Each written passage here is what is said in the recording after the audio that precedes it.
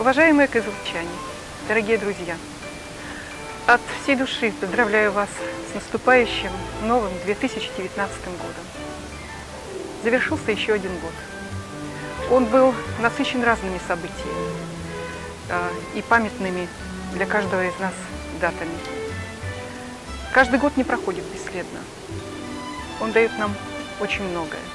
Жизненный опыт, мудрость, новые достижения в профессиональной деятельности. 2018 год не был исключением. Было много дел. Но, возможно, не все получилось. И то, чего мы не достигли в этом году, будет способствовать нашим новым свершениям и победам. В уходящем году прошли выборы в городской хурал представителей. Жители города избрали тех, кто в ближайшие 4 года будет представлять их интересы, чаяния и надежды. Впереди нас ждет много работы.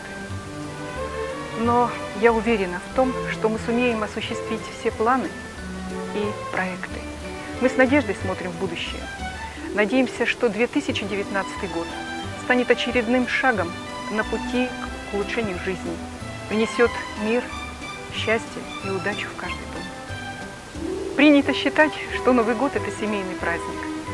Возможно, именно поэтому он дорог каждому из нас. В новогоднюю ночь мы стараемся быть со своими близкими и дорогими нам людьми. Пусть это будет не только в новогоднюю ночь, пусть это будет всегда. Желаю счастливого Нового года, здоровья и исполнения самых заветных желаний.